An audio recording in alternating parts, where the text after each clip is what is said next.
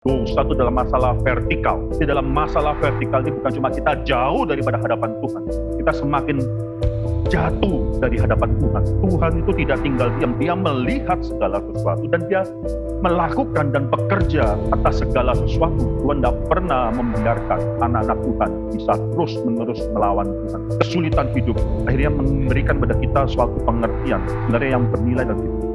Apa sebenarnya yang paling bernilai dalam hidup ini? Satu gereja kalau sudah tidur itu fatal bagi orang-orang di sekitar mereka.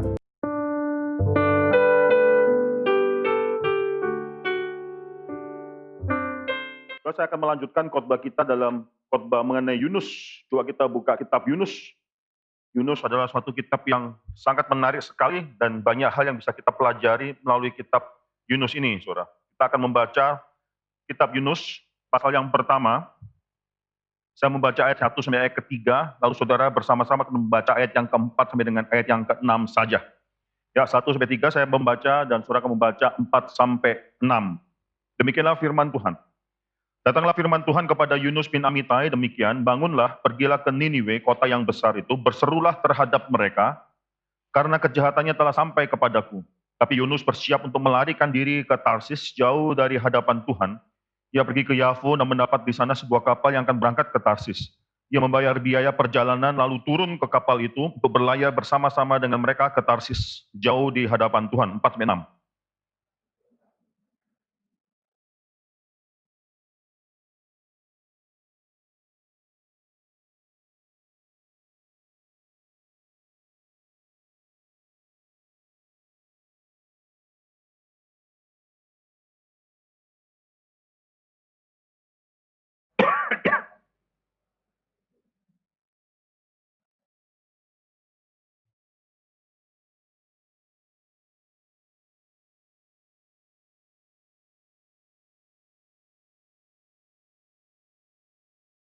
Mari kita tundukkan kepala, kita berdoa. Bapa dalam surga, kami bersyukur untuk semua firman Tuhan yang bisa kami dengarkan, bisa kami renungkan.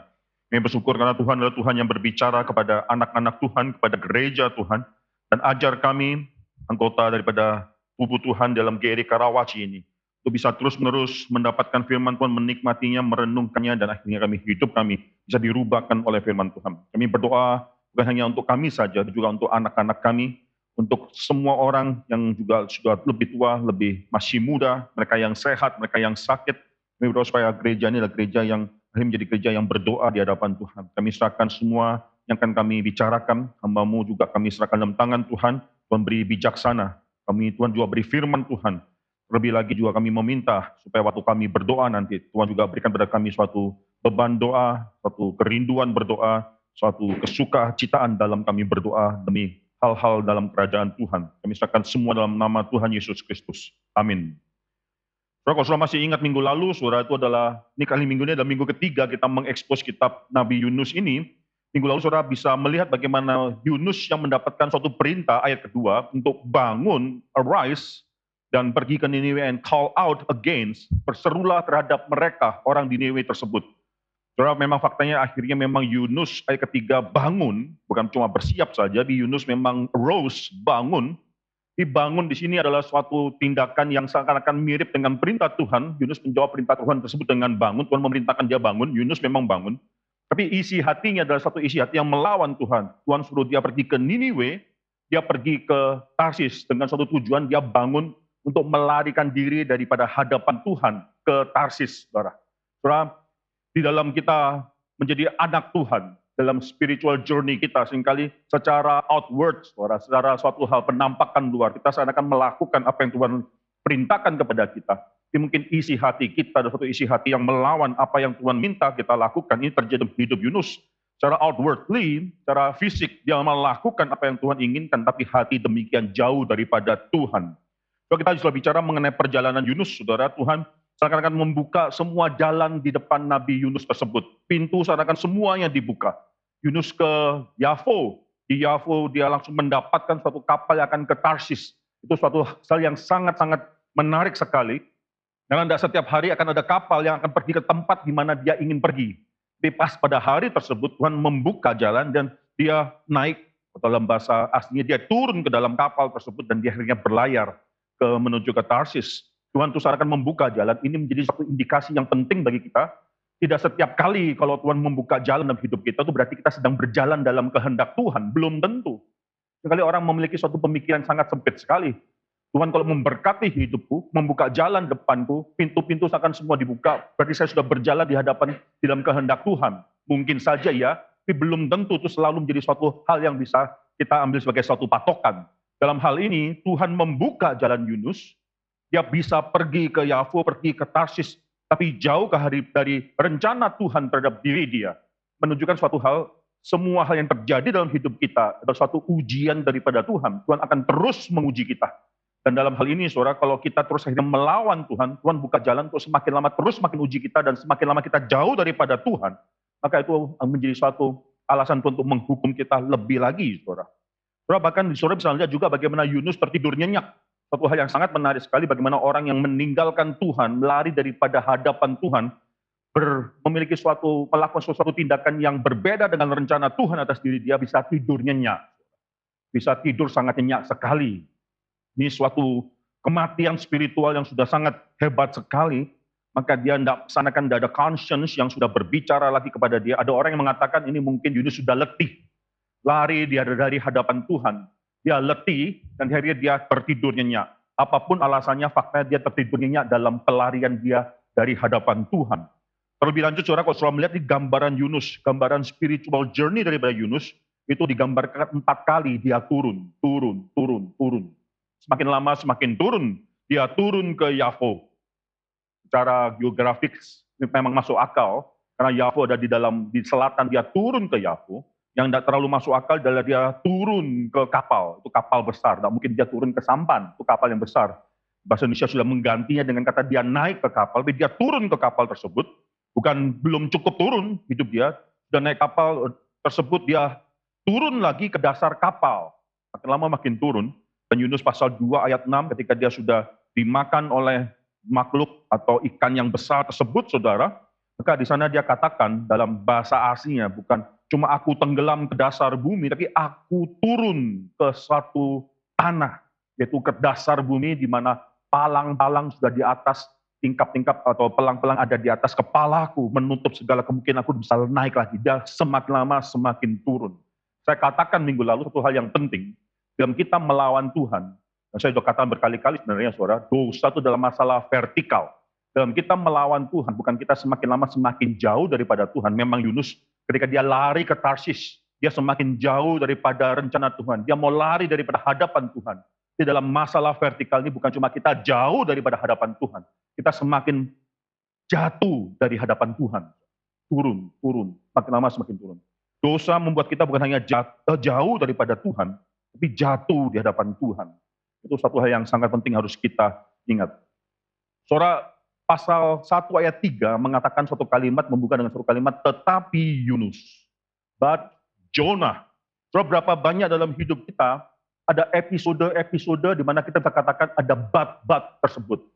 Tetapi saya, tetapi David, tetapi James, tetapi Sam, atau siapapun diri kita, saudara, seringkali terjadi dalam hidup kita, ketika kita tahu apa yang harus kita lakukan, akhirnya ada dalam hidup kita kata tetapi tersebut. Tetapi, kita tahu tapi kita lakukan suatu hal yang lain. Kita tahu kehendak Tuhan, tapi kita lakukan suatu hal yang lain. Itu sering terjadi dalam hidup kita. Tetapi dalam hidup anak Tuhan, ada kalimat selanjutnya dalam ayat yang keempat, tetapi Tuhan. Saudara, ini sangat penting sekali. Saudara, dalam hidup anak-anak Tuhan, kita bisa melawan Tuhan. Tapi di sini, Yunus ketika melawan Tuhan, Alkitab katakan ada satu kalimat yang lain, bukan cuma tetapi Yunus saja, tetapi Tuhan. Ayat 4. Saudara, ini mengatakan dua hal yang penting. Saudara. Yang pertama adalah Tuhan itu tidak pernah tinggal diam. Saudara perhatikan, saya sudah katakan dalam minggu yang pertama kita memikirkan kitab Yunus ini, Tuhan itu tidak tinggal diam. Dia melihat segala sesuatu dan dia melakukan dan bekerja atas segala sesuatu. Dia melihat dosa daripada Niniwe yang besar tersebut dan dia menginginkan pertobatan daripada orang-orang Niniwe. Tuhan melihat segala sesuatu dan Tuhan bekerja. Tuhan tidak pernah diam diri. Tuhan akhirnya melakukan, dia melihat apa yang terjadi dalam ciptaannya, khususnya ini dosa-dosa yang terjadi di Niniwe tersebut, dan dia melakukan sesuatu, mengambil tindakan untuk mengirim Yunus ke kota tersebut untuk mempertobatkan kota tersebut. Sekarang satu lagi dalam ayat yang keempat, Tuhan juga tidak akhirnya bertinggal diam, saudara. Dia tidak membiarkan Yunus bisa bertindak apapun yang dia inginkan. Jadi Tuhan tidak pernah tinggal diam. Itu satu hal yang sudah kita pelajari. Hal yang kedua, ini yang menjadi suatu hal yang sangat penting sekali. Bukan hanya Tuhan bertindak dan tidak tinggal diam, melakukan sesuatu, tapi khususnya Tuhan melakukan sesuatu dalam hidup anak-anak Tuhan. Itu sangat penting sekali. Tuhan bukan saja tidak tinggal diam, bahkan orang Niniwe pun yang berdosa semacam demikian, Tuhan tidak tinggal diam. Dia melihat dan menginginkan pertobatan daripada orang-orang yang berdosa, apalagi anak-anak Tuhan. Saudara, kita boleh melawan Tuhan, kita boleh dalam hidup kita ada kata-kata but. Kalau kita saksikan hidup kita, kita mungkin bisa mengatakan, but David has done something else. Tapi David, saudara, sudah melakukan satu hal yang lain. Tapi akhirnya dalam hidup anak Tuhan ada satu kata yang lain, tetapi Tuhan. Saudara, di sini menunjukkan bahwa kita harus menyadari bahwa Tuhan bukan hanya bekerja dalam segala sesuatu, bahkan tidak ada satupun, ini orang Reform sangat bisa mengerti hal ini, tidak ada satupun dalam seluruh alam ini yang terjadi karena kebetulan. Just because, mungkin karena hukum alam, sehingga itu harus terjadi sesuai dengan hukum alam. Kita tidak percaya hal tersebut. Kita percaya bahwa segala sesuatu terjadi khususnya karena rencana Tuhan, apa yang Tuhan inginkan. Maka di sini but Jonah, tetapi Yunus dijawab oleh Tuhan dengan kalimat tetapi Tuhan. Dalam hidup kita Tuhan tidak pernah membiarkan kita melawan Dia. Tuhan tidak pernah membiarkan anak-anak Tuhan bisa terus-menerus melawan Tuhan. Itu tidak mungkin. Ini yang membedakan orang percaya dan orang yang tidak percaya. Ini yang membedakan antara anak-anak Tuhan dan anak-anak durhaka. Yang membedakan mereka yang mendapatkan kasih karunia, kasih sayang daripada Tuhan, dan mereka yang seharusnya mendapatkan amarah daripada Tuhan. Yang membedakan bukan bagaimana manusia bertindak, memang ada perbedaan tersebut, tapi dasar daripada semua membedakan dua kelompok manusia yang berbeda ini adalah bagaimana Tuhan bertindak. Dalam diri orang-orang yang sudah dibuang oleh Tuhan, saudara, Tuhan membiarkan saja. Tuhan akan membiarkan mereka melawan Tuhan, dan pada akhirnya Tuhan akan menghakimi mereka. Tapi di dalam diri anak-anak Tuhan, saudara, Tuhan tidak pernah membiarkan anak-anak Tuhan terus-menerus melawan Dia. Nggak mungkin. Kita mengatakan bahwa Tuhan itu mendidik anaknya sendiri. Mendidik anaknya sendiri, bukan menghukum. Mendidik anaknya sendiri. Dalam kita mendidik anak kita mungkin dengan sakit hati harus mendidik anak kita mungkin itu bukan take pleasure, bahkan Tuhan katakan Tuhan takes no pleasure in the death of the wicked. Tuhan tidak senang dengan kematian orang-orang yang wicked, yang berdosa.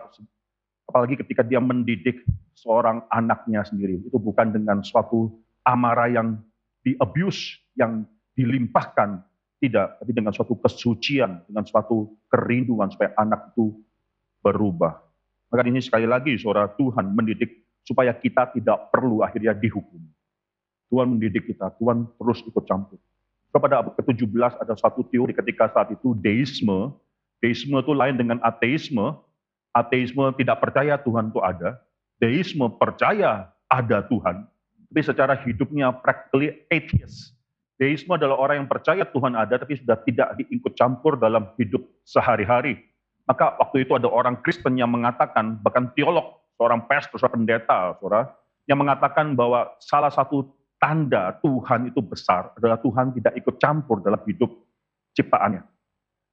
Dia katakan bahwa kalau Tuhan itu adalah Tuhan yang sempurna, maka setelah Dia menciptakan segala sesuatu, Dia tidak harus terus-menerus ikut campur dalam hidup daripada ciptaannya. Dia pakai suatu ilustrasi yang menarik, yaitu jam. Jam, kalau saudara melihat, saya mungkin pernah kasih ilustrasi ini, saudara. Jam otomatik itu selalu adalah jam yang saudara putar sekali atau saudara gerakan dengan tangan, itu sudah langsung bergerak dan dia akan terus-menerus. Kalau semakin bagus jam tersebut, semakin lama dia akan terus bergerak. Tapi jam yang kurang baik adalah jam di mana saudara harus pakai jari saudara untuk memutar jarum daripada jam tersebut. Sekarang jam 6.45, jam 6.50, saudara terus interaksi dalam hidup jam tersebut. Jam mana yang lebih baik? Tentunya jam yang di mana saudara tidak perlu harus menggerakkan jam tersebut, apalagi menggerakkan jam atau jarum-jarum daripada jam tersebut. Itu jam sekali digerakkan, langsung bisa terus berjalan. Jam otomatik, jam mechanical. Saudara, di sini dia katakan Tuhan yang lebih besar, a greater God, is a non-intervening God. Adalah Tuhan yang tidak ikut campur. Tapi begitu berbeda dengan orang Kristen. Kita melihat dari awal sampai akhir, Tuhan tidak pernah ikut campur. Tuhan selalu ikut campur dalam hidup anak-anak Tuhan. Tuhan tidak pernah membiarkannya, saudara. Kalau Tuhan tidak pernah tinggal diam, itu hal yang pertama. Hal yang kedua yang kita bisa pelajari, khususnya dalam hidup anak-anak Tuhan, dia aktif bekerja. Saudara, menarik, saudara, Alkitab mencatat kata kerja yang dipakai dalam ayat yang keempat. Tetapi Tuhan menurunkan angin ribut ke laut. Dalam bahasa Inggrisnya ESV, misalnya, but the Lord hurled a great wind upon the sea. Saudara, kata ini adalah kata kerja. Tuhan menurunkan, dia aktif melakukan sesuatu. Tapi dalam Hebrew, dalam bahasa Ibrania, ini pakai tense yang namanya hifil. Tense hifil bukan cuma suatu tense yang aktif saja, tapi ada suatu maksud di belakang daripada tense, daripada hifil ini. Bukan cuma Tuhan mengerjakan sesuatu secara aktif, tapi tense hifil menunjukkan causation, menyebabkan sesuatu. Saudara, antara satu kalimat I remember, ya saya ingat, atau dengan kalimat I cause somebody to remember, itu dua hal yang lain. I remember and I remind, ya saya mengingat dan saya mengingatkan. Itu kata dasarnya sama. Saya ingat juga satu hal yang aktif. I remember itu satu hal yang aktif. Tapi I remind, saya mengingatkan, itu saya menyebabkan satu orang yang lain untuk ingat. Itu lain, saudara. Itu ada kata atau arti causation, menyebabkan. Maka di sini, saudara, Alkitab sengaja memakai satu kalimat, itu Tuhan menyebabkan, bukan cuma menurunkan saja, cuma angin ribut terjadi saja, tidak, tapi Tuhan yang menyebabkan segala hal tersebut terjadi. Ada suatu maksud di mana di sini ayat 4 menceritakan mengenai kontrol daripada Tuhan yang aktif sedang terjadi di sini.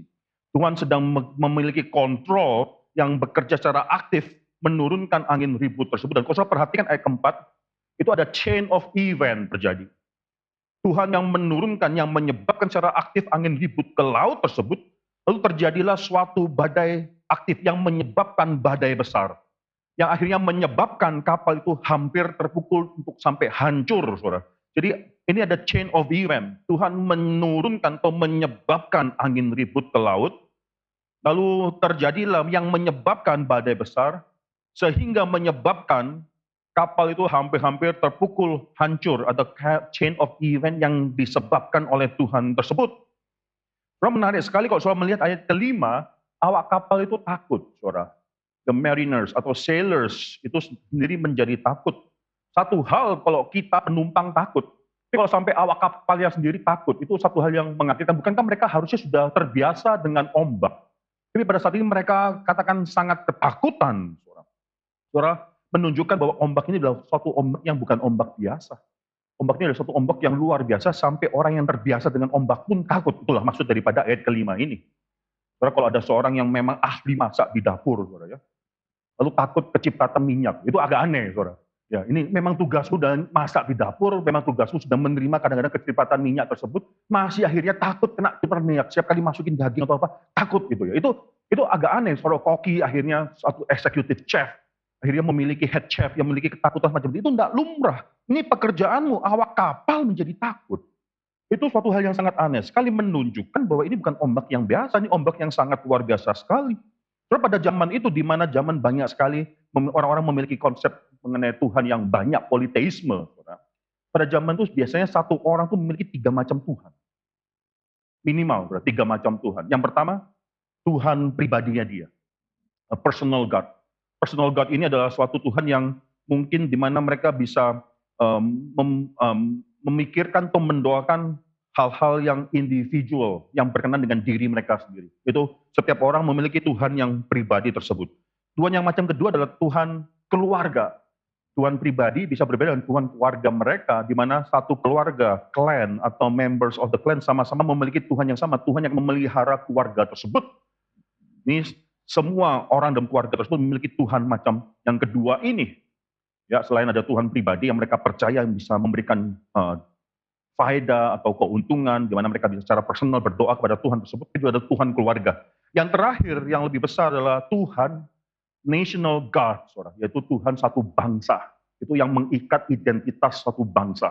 Tidak harus satu, saudara, itu bisa banyak, saudara ya. Di sini, saudara, Tuhan satu bangsa itu adalah Tuhan yang mengikat semua menjadi identitas suatu bangsa. Saudara, menarik di sini yang Saudara lihat dalam ayat yang kelima, saudara, awak kapal menjadi takut, lalu masing-masing berteriak-teriak kepada Allahnya masing-masing. Itu maksudnya, saudara ya.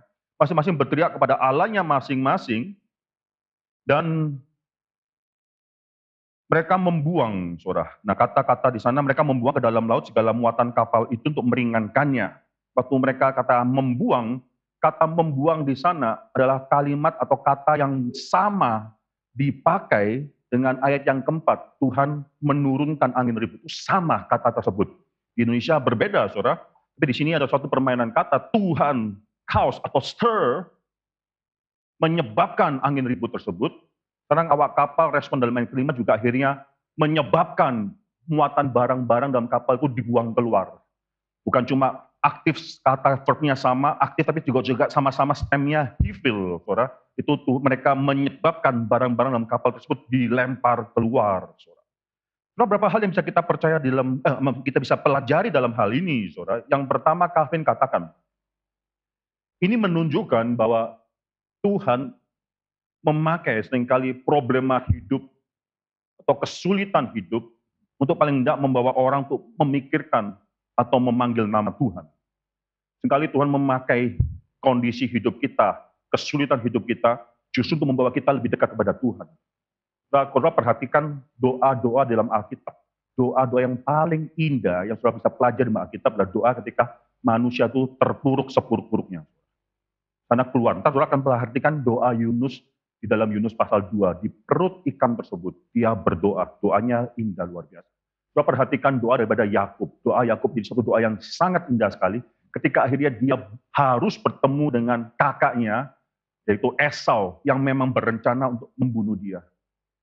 Pada saat itu saudara Yakub sudah kewalahan, tidak tahu harus berbuat apa.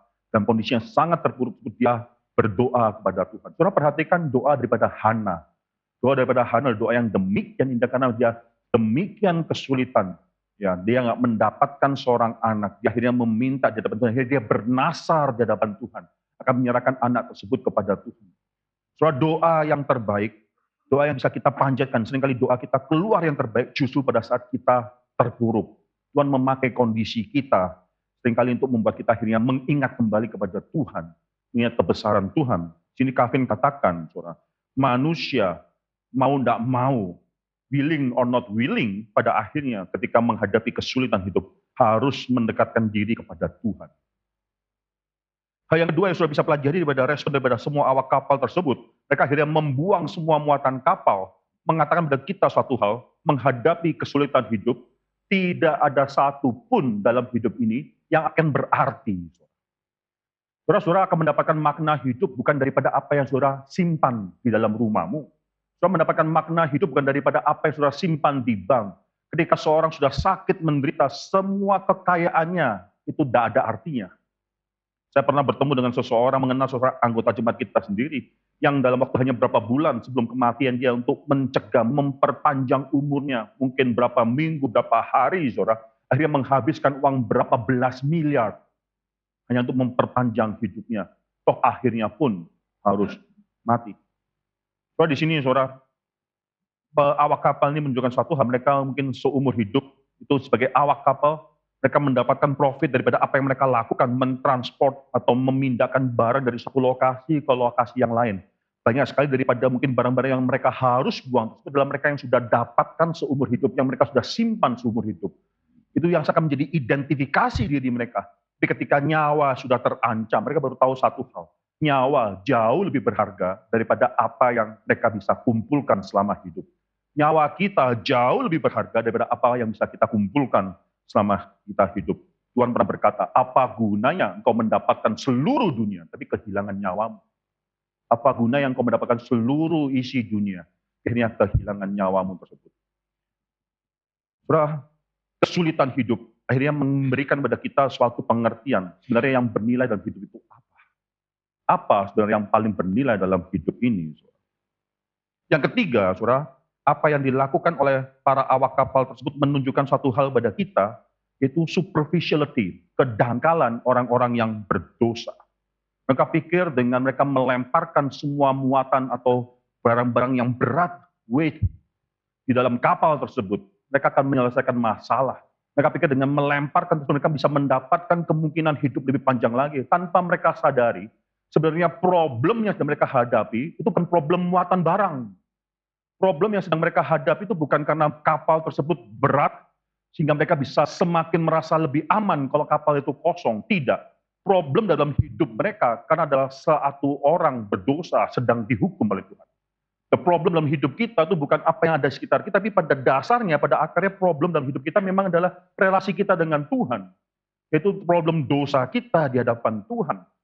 Memang saya tidak katakan bahwa semua problem itu pasti adalah karena dosa, khususnya kita orang-orang yang anak-anak Tuhan, seringkali problem dalam hidup kita itu adalah seperti meniru daripada Tuhan, sovereign servant, yaitu orang hamba yang akhirnya taat, tapi bisa juga suffer dalam hidupnya, menderita. Tapi juga pada dasarnya semua problem dalam hidup kita itu dikarenakan dosa-dosa daripada apa yang sudah Adam lakukan dan semua keturunannya lakukan. Karena di sini para awak kapal itu tidak mengerti bahwa apa yang mereka lakukan adalah suatu hal yang sebenarnya sia-sia. Problemnya bukan muatan kapal, problemnya adalah karena satu orang yang ada dalam kapal tersebut. Muatan kapal satu orang, yaitu Yunus. Dosa Yunus. Saudara, menarik sekali kalau saudara baca, saudara, nanti minggu depan saudara kita akan lanjutkan ayat ke-8 dan seterusnya. Mereka bertanya kepada Yunus, lalu mereka tahu bahwa setelah mereka buang lot tersebut ya, undian tersebut, undian jatuh dalam Yunus, mereka tahu bahwa Yunus yang berdosa menjadi problem. Mereka bertanya ayat ke-8, ada 5 pertanyaan, saudara. Kita akan bahas minggu depan, saudara, atau lain kali kalau saya khotbah mengenai kitab Yunus tersebut. Lalu mereka, Yunus katakan, lemparlah aku ke dalam laut, maka laut ini akan tenang. Kalau saudara perhatikan, mereka tidak melakukan hal tersebut. Yesaya ayat ke-12 ya, Yunus katakan, angkatlah aku, campakkanlah aku ke dalam laut. Tapi mereka tidak mau melakukan hal tersebut. Ayat ke-13, lalu berdayunglah orang itu sekuat tenaga untuk membawa kapal itu kembali ke darat. Maksudnya apa? Maksudnya kapal itu belum jauh dari darat. Kapal tersebut belum jauh dari darat sehingga mereka masih bisa mencoba untuk mencapai daratan. Ini suatu hal yang luar biasa sekali di mana Tuhan memang memberikan suatu ombak yang tiba-tiba terjadi. Itu para awak kapal yang seharusnya tahu situasi daripada laut, daripada angin. Tidak mengetahui akan ada ombak tersebut. Ini suatu hal yang sangat benar-benar sangat tiba-tiba terjadi, saudara. Maka di sini, saudara, mereka mencoba menyelamatkan diri mereka. Tapi apa boleh daya, mereka bahkan tidak bisa menyelamatkan diri mereka. Saudara, waktu mereka mau membuang kapal, semua dibuang. Mereka turun ke bawah, ketemu Yunus itu. Ya, dalam usaha mereka untuk menyelamatkan diri, mereka mencoba cari kemungkinan mereka bisa hidup. Mereka akhirnya turun ke bawah dan melihat Yunus tidur. Saudara, kalimat yang menarik, saudara.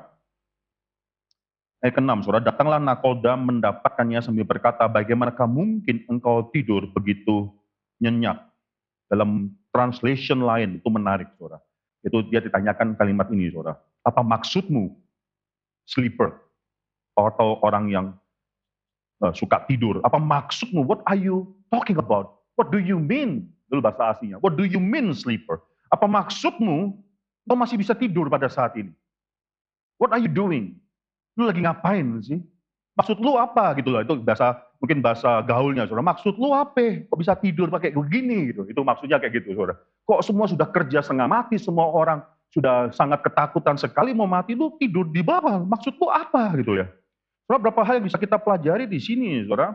Akhirnya mereka pun meminta Yunus untuk berdoa. Sekali lagi mereka meminta Yunus untuk mungkin semua doa-doa yang kita panjatkan kepada Tuhan kita masing-masing nggak mempan, nggak efektif. Coba lu juga doa juga. Siapa tahu doa lu mempan gitu ya. Siapa tahu doa lu mempan. Siapa tahu Tuhanmu mempan yang lebih berkuasa.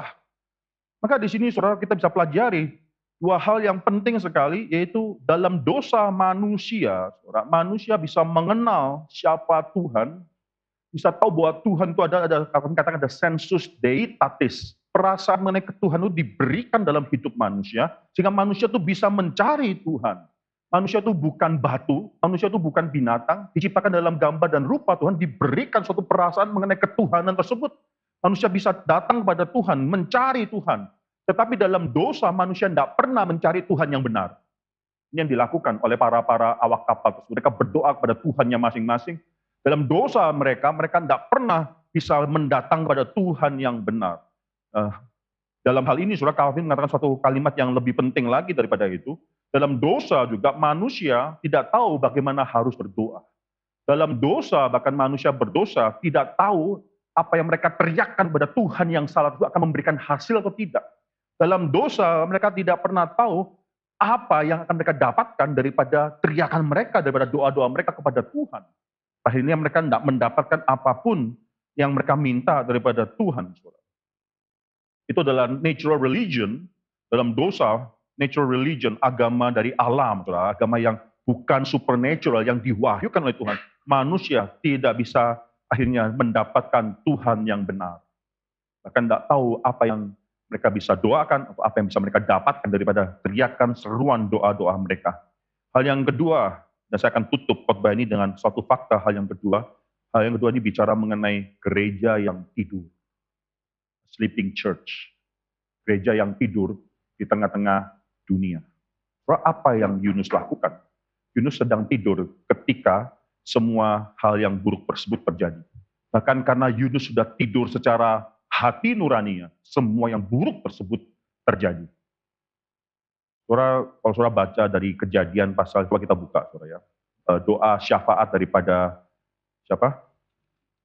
Abraham, saudara ya. Itu Kejadian pasal 18 ayat 16 dan seterusnya. Itu di sana Abraham berdoa supaya Allah bersyafaat bagi kota Sodom, supaya Allah tidak menghancurkan kota Sodom. Orang benar berdoa syafaat bagi satu kota. Ini sebenarnya kaya sekali isi doa ini bisa dikhotbahkan. Ini kaya sekali isi doa ini. Di sini Abraham berdoa bukan cuma untuk orang kota Sodom, tapi khususnya untuk orang yang percaya, orang benar di kota Sodom. Saya pernah mengkhotbahkan bagian ini dan mengatakan bahwa fakta menunjukkan bahwa satu kota itu bisa diberkati oleh Tuhan karena ada orang-orang benar di dalam kota tersebut. Ini suatu hal yang harus kita terima, harus kita pelajari daripada doa syafaat Abraham untuk Sodom. Abraham berdoa bukan untuk kota Sodomnya saja, Abraham berdoa untuk orang benar di kota Sodom. Apakah engkau akan menghancurkan orang kota Sodom dengan orang-orang benar dalam kota tersebut? Keberadaan kita di dalam suatu kota, itu adalah suatu keberadaan yang bisa membawa berkat bagi orang-orang di sekitar kita. Itulah fungsi daripada gereja. Keberadaan gereja adalah untuk menyampaikan berkat Tuhan bagi orang-orang sekitar kita, saudara. Saudara, tapi demikian berbeda dengan Yunus di sini. Keberadaan Yunus justru mendatangkan suatu masalah bagi orang-orang sekitarnya. Kenapa? Karena Yunus, spiritualitas daripada Yunus sudah tertidur. Gereja yang sedang tidur. Ini sangat berbeda sekali Yunus dengan Paulus. Coba kita buka Kisah Rasul pasal yang ke-27. Dalam Kisah Para Rasul yang ke-27, Paulus juga mengalami satu kondisi. Dia berlayar dan dia mengingatkan nakoda kapal bahwa cuaca tidak baik, tapi nakoda kapalnya lebih percaya orang-orang atau awak-awak kapal tersebut, dan mereka akhirnya berlayar. Akhirnya benar-benar kapal itu terkatung-katung karena ombak, dan kita mencatat 14 hari kapal tersebut terkatung-katung, saudara. Saudara perhatikan fungsi daripada Paulus pada saat itu di dalam kapal. Ada keberadaan satu orang benar, itu menjadikan berkat bagi banyak orang sekitarnya. Coba kita buka Kisah Rasul pasal 17, saja kita membaca ayat 21. Saudara. Saya akan baca 21, saudara baca 22, dan seterusnya sampai ayat ke-26. Ya, Kisah Rasul pasal 17, ayat 21 sampai 26. 21. Dan karena mereka beberapa lamanya tidak makan, berdirilah Paulus di tengah-tengah mereka dan berkata, saudara-saudara, jika sekiranya nasihatku dituruti, itu supaya jangan berlayar, saudara. Supaya kita jangan berlayar dari kereta, kita pasti terpelihara dari kesukaran dan kerugian ini. 22.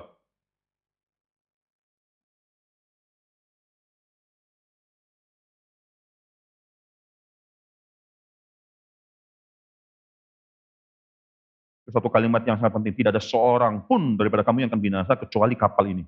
Karena tadi malam seorang malaikat dari Allah, yaitu dari Allah yang aku sembah sebagai miliknya, berdiri di sisiku.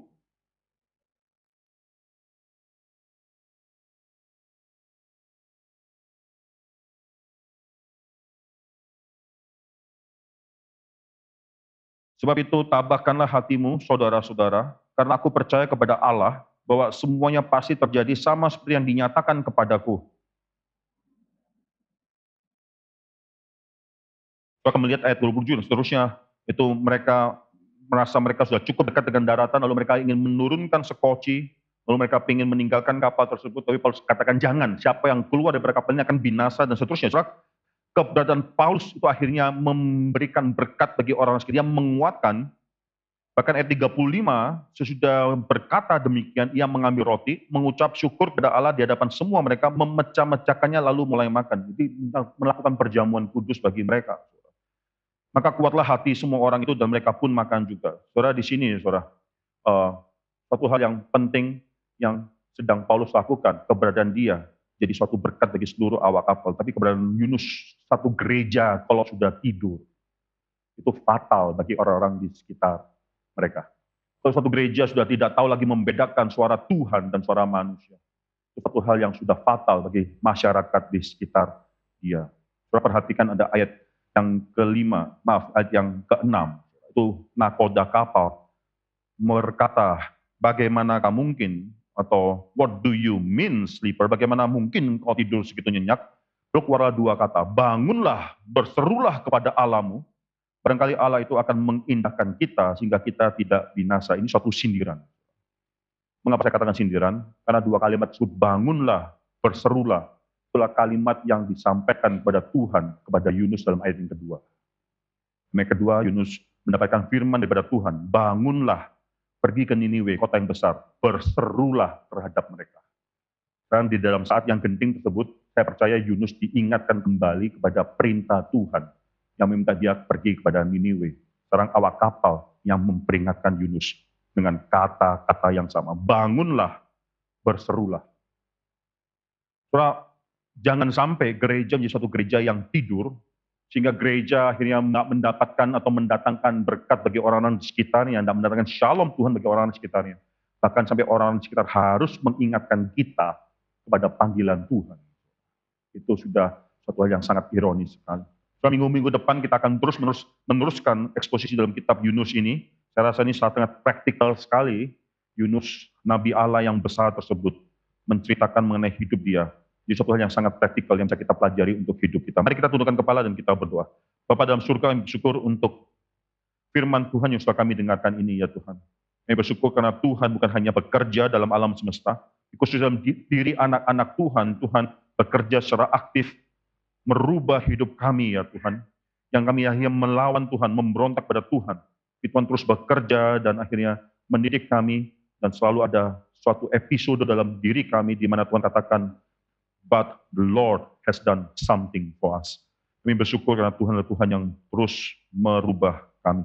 Hamba-Mu menyerahkan diri, Hamba-Mu, keluarga Hamba-Mu, dan semua mereka yang dalam gereja ini, dan keluarga mereka.